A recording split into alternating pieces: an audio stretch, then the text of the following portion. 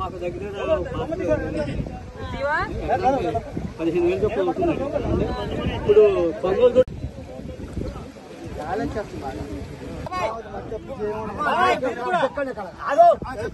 మొత్తం చూసుకుంటే కనీసం లక్షల ఎకరాలలో పంట నష్టం జరిగింది.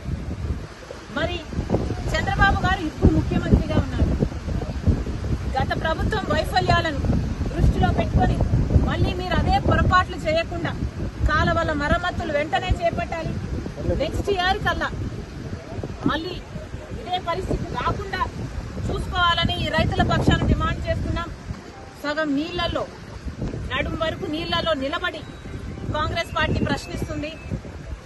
ఒక పక్క బీహార్ వరదలు వచ్చాయని మీరు ఫ్లడ్ రిలీఫ్ ప్రకటించారు, కానీ ఆంధ్రప్రదేశ్ మాత్రం ఫ్లడ్స్ వచ్చినా ఫ్లడ్ రిలీఫ్ ఎందుకు రాలేదో బీజేపీ పార్టీ సమాధానం చెప్పాలి.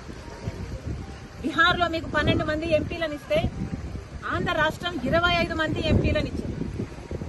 కూటమి ఎంపీలు 21 అయితే వైసీపీ ఎంపీలు కూడా బీజేపీ పార్టీకే మద్దతు పలుకుతున్నాయి. 25 ఎంపీలు ఆంధ్ర రాష్ట్రానికి చెందిన ఎంపీలతో మీ సర్కార్ అక్కడ నిలబడి ఉంటే మరి ఆంధ్ర రాష్ట్రానికి మీరు చేస్తున్నది ఏమిటి అని అడుగుతున్నాం.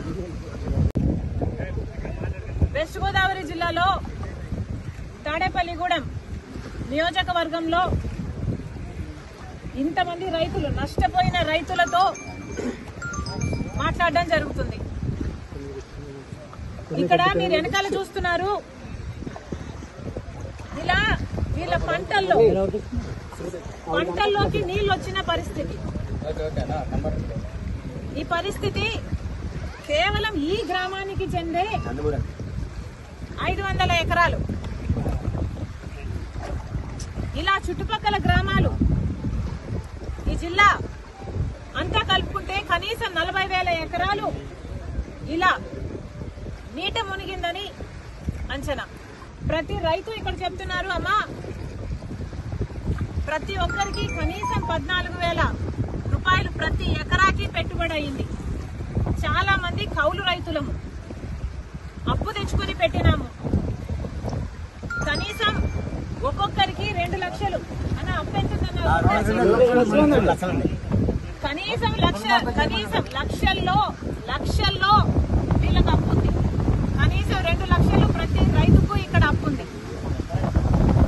మరి ఇలాంటి పరిస్థితుల్లో ప్రభుత్వాలు ఏం చేస్తున్నాయో సమాధానం చెప్పాల్సిన అవసరం ఉంది. వాళ్ళందరూ నీళ్లలో దిగి మరి వాళ్ళ కష్టాలు చెప్పుకునే ప్రయత్నం చేశారు. అందుకే నేను కూడా నీళ్లలో దిగి వాళ్ళ కష్టాలకు రావాల్సిన అటెన్షన్, రావాల్సిన నష్టపరిహారం కోసం ఈరోజు కాంగ్రెస్ పార్టీ కూడా వాళ్ళ కష్టాలలో భాగం పంచుకోవడానికి ఈరోజు మేము కూడా నీళ్లలో దిగి మాట్లాడుతున్నాం. ప్రభుత్వాలు కళ్ళు తెరవాల్సిన అవసరం ఉంది. పక్క రాష్ట్రంలో రేవంత్ రెడ్డి గారు రుణమాఫీ చేశారు. ఇక్కడ రైతులు కూడా అమ్మా మాకు రుణాలున్నాయి, మాకు కూడా రుణమాఫీ అవసరము అని ప్రాధేయపడుతున్నారు. చంద్రబాబు గారికి చెప్తున్నాము, చంద్రబాబు గారు కాంగ్రెస్ పార్టీ కనుక అధికారంలోకి వచ్చుంటే తెలంగాణలో మాదిరిగానే ఇక్కడ కూడా 2 లక్షల వరకు రుణమాఫీ చేసే వాగ్దానం మేము ఇచ్చాము. కానీ మీరు ఇవ్వనంత మాత్రాన చెయ్యకూడదు అని రూల్ ఎక్కడా లేదు. రాజశేఖర రెడ్డి గారు రుణమాఫీ చేస్తాను అని వాగ్దానం ఇవ్వకుండానే, మేనిఫెస్టోలోనూ పెట్టకుండానే రుణమాఫీ చేసిన గొప్ప మహానేత రాజశేఖర రెడ్డి గారు. చంద్రబాబు గారు కూడా రైతులను ఆదుకోవాల్సిన అవసరం ఉంది అని కాంగ్రెస్ పార్టీ డిమాండ్ చేస్తుంది.